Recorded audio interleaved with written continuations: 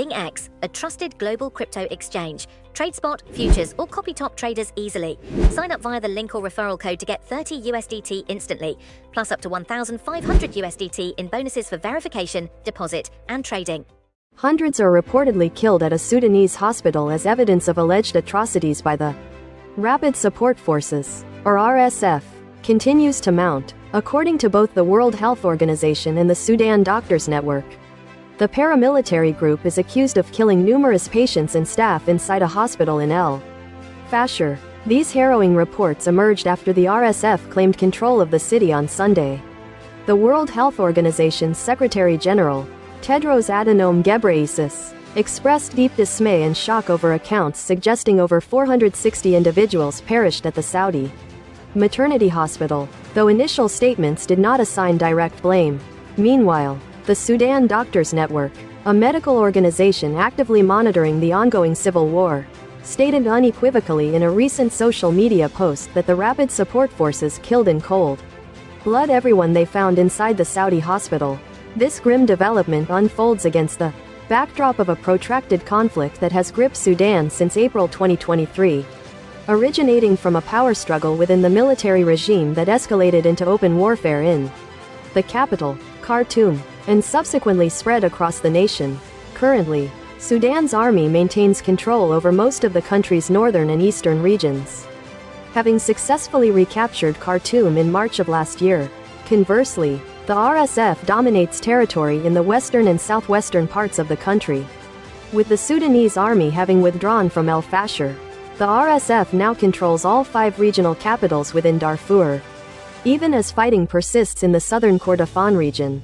Fasher, once a thriving metropolis with a population exceeding 1 million, has been under siege by the RSF since May of last year. Tragically, in August of that year, a famine was officially declared in the Zamzam camp, a vital refuge for displaced persons located south of the city. Earlier this year, in April, the RSF was implicated in the deaths of as many as 2,000 people during its seizure of the Zamzam camp, which at the time was sheltering 500,000 individuals. Preceding the fall of Fasher, experts had consistently warned that an RSF takeover of the city would likely mirror the group's devastating capture of Janina, the capital of West Darfur, in 2023, an event where an estimated 15,000 civilians, predominantly from non-Arab ethnic groups, were killed. The RSF's origins are deeply rooted in the Janjaweed Arab militias, a group infamously accused of committing genocide against African ethnic groups in Darfur under the direction of former President Omar al-Bashir in 2003. In recognition of this history and ongoing actions, the United States government formally declared in January that the RSF had indeed committed genocide, and many Sudanese citizens continue to refer to the RSF by its former name, Janjaweed, further compounding the grim picture. On Tuesday, the Joint Forces, a coalition of armed groups aligned with Sudan's military, reported that the RSF had executed over 2,000 unarmed civilians in the immediate aftermath of taking Fasher. The leader of the RSF, General Mohammed Hamdan Dagalo, widely known as Hemedti, has acknowledged that abuses have occurred by his forces. In his first public statement since the city's fall, posted on Telegram, Dagalo indicated that an investigation has been launched, though he provided no further specifics. Independent analysis by the Yale Humanitarian Research Lab, utilizing satellite imagery captured on Monday, October 27, and Tuesday, October 28, revealed significant developments. On Tuesday, 3 distinct clusters of white objects, along with reddish discoloration on the ground, appeared in close proximity to the hospital, phenomena not present the preceding day. Within 2 of these clusters, the objects measured between 1.1 and 1.9 meters in length, while the dimensions of the third group could not be definitively ascertained. According to the lab's report, the report also identified evidence consistent with mass killing at an RSF detention site, situated within a former children's hospital in the eastern part of Fasher.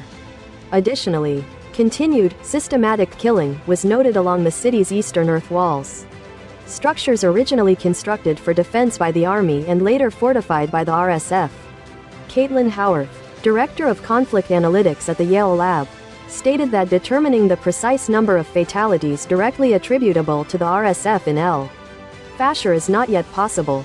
However, she cautioned, we're not looking at small numbers. We're looking at dozens and hundreds and, eventually, there will be thousands. Survivors who have managed to escape Fasher have recounted harrowing experiences, including the confiscation of personal belongings and extortion for ransom by RSF fighters. Many women have come forward with accounts of sexual assault. Howarth further suggested that a significant number of individuals likely perished in the harsh desert conditions while attempting to reach displacement camps, acknowledging that the true death toll may remain unknown. Witnesses interviewed by the Associated Press described RSF fighters moving systematically from house to house, engaging in beatings and shootings, including against women and children. Many succumbed to gunshot wounds in the streets, some while desperately trying to flee to safety.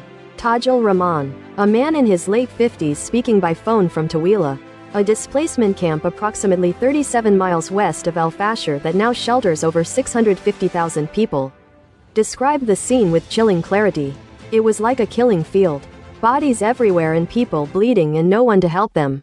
The Associated Press also contributed to this report.